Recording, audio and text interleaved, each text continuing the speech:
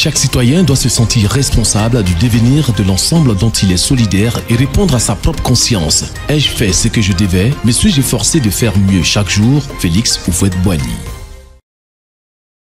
Nous sommes le jeudi 4 septembre, le premier jeudi du mois de septembre, qui est le 9e de cette année 2025 qui, allègrement, va vers sa fin.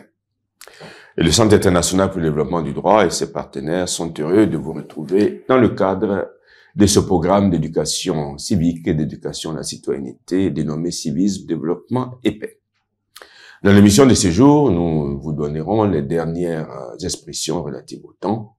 Ce sont temps d'arrêt, qui fait référence au silence, temps fort, qui fait référence à l'intensité, de temps immémorial, qui fait référence à l'éternité, à l'infini, au temps jadis, qui fait référence au passé, le temps presse, qui fait référence à la durée, du temps où les bêtes parlaient, qui fait référence à l'impossibilité, par le temps qui court, c'est-à-dire en ce moment ou à l'heure actuelle. Cette expression d'ailleurs s'emploie volontiers au pluriel, par les temps qui courent.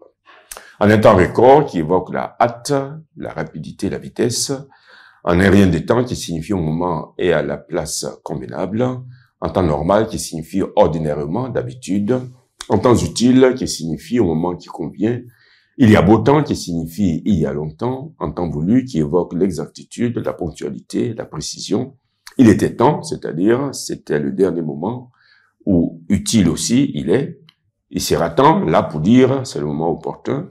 Il y a beau temps, qui signifie il y a longtemps. La moitié du temps, les trois quarts du temps, qui signifie le plus souvent. La plupart du temps, qui signifie presque toujours. Quand ça a le temps, c'est-à-dire quand ça peut ou quand ça se présente. L'emploi le plus fréquent d'ailleurs est ça marche quand ça a le temps, qui équivaut à quand ça veut bien. Tout le temps signifie continuellement, de manière ininterrompue.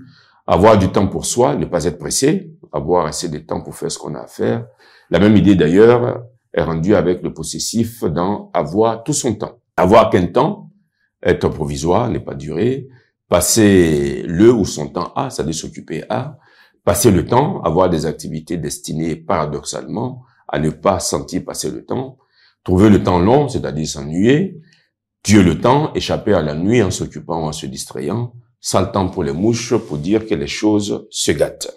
La semaine prochaine, nous donnerons les dernières expressions auxquelles nous ajouterons les proverbes